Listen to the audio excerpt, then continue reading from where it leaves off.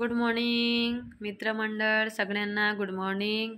सकाळ सकाळचा आपला ब्लॉग आणि कल्पना ऑफिशियलमध्ये तुमचं स्वागत आहे. तर good morning, double double good morning म्हणते तुम्हाला सगळ्यांना, ताकी तुमच्या सकाळ छान निघावं. तुम्हाला असं वाटत असेल सगळ्यांना, माझ्या फ्रेंडला, की कोणी माझी व्हिडिओ बघते, माझे जे पण माझे सबस्क्रायबर आहे, माझे मित्रमंडळी, मी त्यांना एवढंच म्हणते की मला असं त्यांना असं वाटत असेल का रडून असा व्हिडिओ बनवते, ब्लॉग बनवते.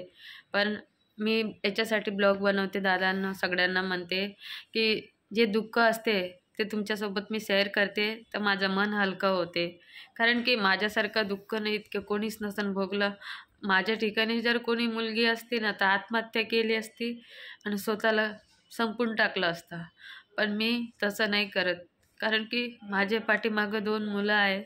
मग स्वतःला संपून टाकणार, पण मी त्यांची आठवण करून आणि त्यांची यादगार करून मी आपलं जीवन खुशी खुशी जगते. कारण की त्यांचे आठवण माझ्यासोबत आहे. यादगार जे लहानपणापासून मी त्यांना लहानून मोठं केली आहे, आणि काय काय कष्ट भोगली, कशी माझ्या लेकराला लहानून मोठं केली हे मलाच माहीत आहे आणि माझ्या देवाला माहीत आहे. तरी पण मी देवाला नाव घेणार, कारण की देवानं चांगलं पण केलं आहे काय, कारण की माझे डोळे उघडून टाकले. बरोबर, कोणी आपल्या नवऱ्याला दुसऱ्यासोबत पाहू शकते.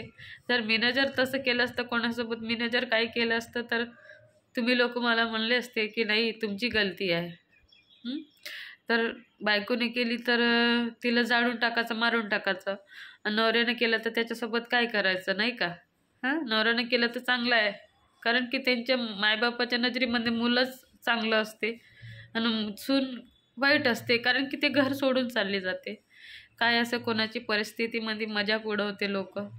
म्हणून मी माझ्या लेकराचे जीव वाचवासाठी इतके दूर निघून गेले आहे की मी महाराष्ट्राचं कोणत्यामध्ये पण नाही आहे. असं एकदम दूर येऊन गेली, पण माझी आठवण तर सोबत आहे ना माझ्या लेकरांची. मला कोणाचं नाही, त्या भडव्याचं मला काही करायचं आहे.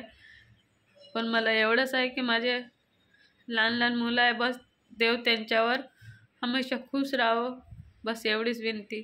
पण असं तुम्हाला वाटत असेल मित्रांनो, माझ्यासोबत खूप काही झालेलं आहे, पण मी कोणाला आपलं दुःख जाहीर नाही करत आणि नाही मरून पण काही करू शकत नाही. लोक काय म्हणणार, गेली घर सोडून आणि मेली, काही करू नाही शकली असं वाटते. म्हणून त्याच्यामुळे देवानं आपल्याला एवढं मोठं आयुष्य दिलेलं आहे जगायसाठी, आणि 2 हात दिले, डोळे दिले कमाई करून खायसाठी. मग कशासाठी आत्महत्या करायचं? आत्महत्या करते ते लोक ज्याच्यापाशी टॅलेंट नाही आहे, हिंमत नाही आहे, आणि मला तुमच्यापासून हिंमत मिळेल बस. म्हणून मी व्हिडिओ बनवते, ताकी माझं दुःख तुमच्यासोबत शेअर करू शकते. आणि तुमची सपोर्टची मला फार गरज आहे, म्हणून मी तुमच्याशी सपोर्ट मागते. आज नाही तर उद्या माझ्यापाशी थोडाफार पैसे नाही आहे, मी भाडं देऊन खाणं पिणं एवढं ॲडजस्ट करून पण काही वाचत नाही. त्याच्यामुळे मी ब्लॉग बनवते, व्हिडिओ बनवते, ताकी मी थोडाफार याच्यातलं माझं होणार. पण आता नवीन नवीन व्हिडिओ बनवते मी.